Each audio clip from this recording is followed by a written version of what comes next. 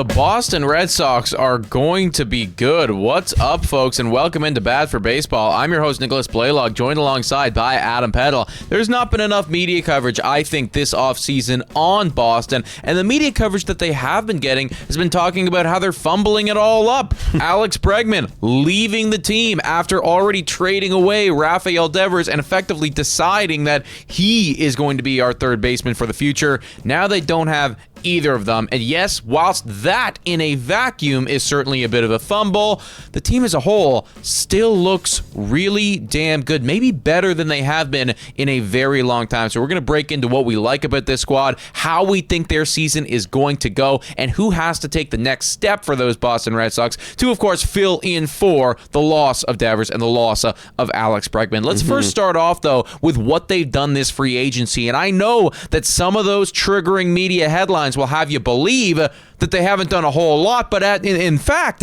they've actually done the third most in all of baseball. Yeah, this is projected WAR since the start of free agency. Like you said, they're third with plus 4.5 WAR added. Now, of course, this is projected. They still got to go out there and play. But if you're looking, and if everyone's playing by the same rules and the same logic here, I mean, you look at the Dodgers, they added a shitload. Same with the Phillies, same with the Blue Jays, same with those Orioles, those division rivals. And there's the Boston Red Sox right in the middle that even after losing Alex Bregman, that's obviously a great sign. And one of their latest moves was Ranger Suarez being added into that rotation. And that one right there wasn't really talked about. It was during a flurry of other moves. He was just kind of added in like during the whole, Kyle Tucker and Bo Bichette saga. This is an excellent move. In fact, this was my favorite starting pitcher on the market to be signed this winter. Ranger Suarez had a 3.20 ERA last year from those Phillies, a whip of 1.2, and suddenly he's just been getting better and better and better, and it felt like last year he really put it all together,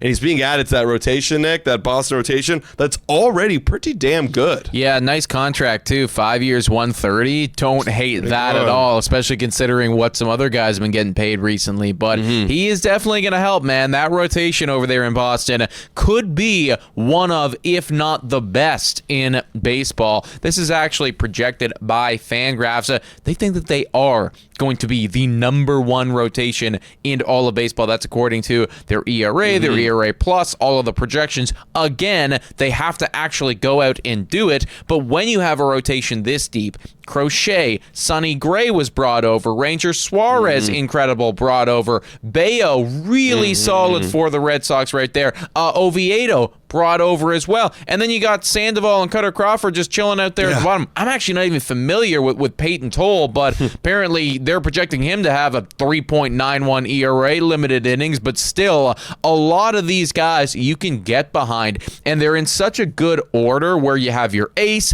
then you have kind of your 2 and your 3 who could be veteran aces on other teams. Like, it's just structured so beautifully for me, man. So I understand why all the projection systems are looking at this and saying, hey, this could be number one in MLB. Yeah, absolutely. I love their rotation. It's so stacked. And when you look over it, too, not only just that starting rotation, but that bullpen. I mean, that bullpen was phenomenal last year. You look at the overall ranking, second in ERA, ninth in WHIP. It is great to see. Hits per 9 is at 5, and homer per 9. Doesn't give up the long ball. That bullpen is number one in all of baseball. Obviously, Aroldis Chapman, what an incredible year he's having, and the clock never ages on this guy. It is still rolling into his age 37, 38 years. Then you got Garrett Whitlock there being a solid setup man, and you look up and down there right now if you're on video platforms, you can see the ERAs. Some are high, some are low, but overall, the overall production of this bullpen is amazing. And when Sorry, we'll go Just to jump in on that high or low thing, I think what's so good about it, though, is because when I look at the innings pitched by the starters that they've exactly added, what I was going to say. You might not need to see a whole lot of your bottom-end bullpen guys. Because they can go deep into the games, and you can, you don't need, you're right, you don't need to see those guys unless you're losing, and in that case,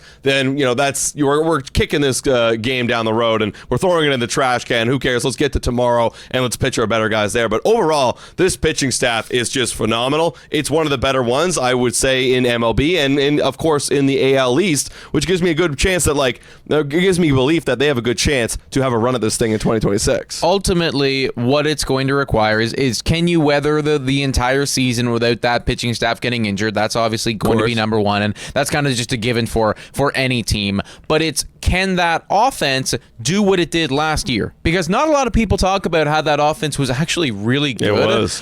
They were effectively top 10 in all of the key categories. And if they can do that again, I promise you that this pitching staff will carry you to greatness. Like if the offense can be top 10, this team is going to win 95, maybe even more games, right? Now, they are obviously in a world without Rafael Devers and without Alex Bregman. At one point last year, they had both of those guys. Alex Bregman, that is certainly a big loss. 821 OPS that he put up last year, 128 OPS plus. So this is certainly a strong veteran presence that they are losing. However, maybe not to the same caliber, but still strong veteran presence, and you kind of know what you're going to get out of this guy. Wilson Contreras was brought over, and I don't think a lot of people have given him his flowers. They had almost the exact same OPS plus last year. Yeah. And I know that you like when I hear Alex Bregman compared to Wilson Contreras, I do think of Alex Bregman as being a stronger offensive threat. But Wilson Contreras is Mr. Consistent. Like, he's never really had a bad year in MLB. So I don't look at that as being too dramatic of a drop-off. I do think, though, ultimately for Boston, what you're going to need to see is some of those young guys, Roman Anthony, who was phenomenal last year, continuing to take that next step. Willie Abreu, phenomenal last year. Can he continue to do it? And then a couple other young guys who were top prospects for them at one point. Can you guys step up? Yeah, you brought this up to me just before I hit recording, but a lot of their top guys that were in 2024 are now here in the big league level, and that's what they're going to need to bank on. And I think that's totally okay for the Boston Red Sox. You saw some great performances like from Roman Anthony. Like, that guy's legit, and everyone's really high on the guy, and I could see why. If you just have those guys step up, do what they're supposed to do, you might not feel the loss of Alex Bregman as deeply, because you're right, it's not that much of a difference from Wilson Contreras. Yes, I'd still take Alex Bregman, but even if you take a slight step back in the offense, even a slight, which I don't think they will, you are now backed up by that amazing pitching staff that has gotten even better. And just take this in perspective. They still won 89 games last year, and they had Alex Bregman and Rafael Devers at one point, but they didn't have him for all year. You know, obviously Rafael Devers got traded. Alex Bregman was injured at one point, missed a decent amount of games. So if they just have these young guys step up, give you enough offense, pair it with that now improved pitching staff, like 89 wins feels very doable. And you're looking at, the Blue Jays and the Yankees. I mean, I don't really see them as being that far off from those guys, honestly. No, I don't at all, actually. You take a look at the starting pitching from last year, too. Starting pitching wasn't even that good. And that's because, you did have Garrett Crochet and you did have Brian Bayo, and those guys were really solid. But then the rest of the guys in that rotation weren't as good. And now they've kicked those guys out, and those guys can be the 6, 7, 8, we get injured type of guys. Yeah. That's a really good spot to be. So I'm expecting dramatic improvement from the starting pitching.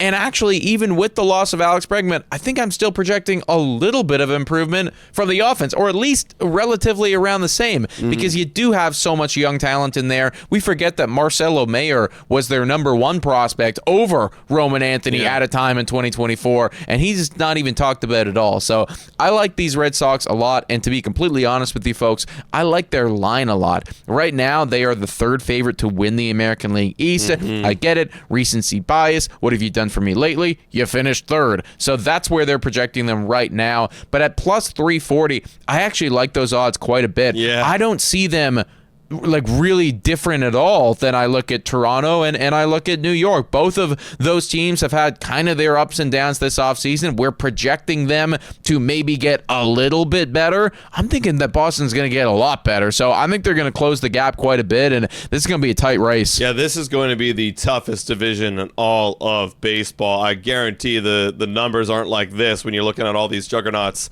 You know, like, I mean, compared to the other divisions, like this is probably the closest one. I haven't looked, but I gotta imagine it's closest. Even Baltimore, not to make this about Baltimore, but like plus 500, they had a lot of improvements this year. This is gonna be a very tight race. So I would take a plus 340 odds for the Boston Red Sox win division. I think that's right around the odds, and in fact, they might even be slightly even better in my opinion. So if I'm a Boston Red Sox fan, I'm feeling very good about my offseason. Yes, you lost some really key guys, and I can imagine, if I'm a Blue Jay fan, if I lost Vladimir Guerrero Jr. and I knew him since like the beginning of his career, and he was gone, aka Rafael Devers, that would be a big blow to me, and I'd be feeling pretty down. But you shouldn't, because you got a next wave of talent coming up, and you've got a great pitching staff. I think I'd be excited for this next wave and this next chapter in Boston Red Sox history. It looks good, man. It does look good. But you guys let us know your thoughts about all this in the comments down below. Are you riding with those Red Sox this year? If so, how many games are they going to win, and are they going to win the American League East? Please make sure to hit that like, smash that subscribe button. If you have the option to,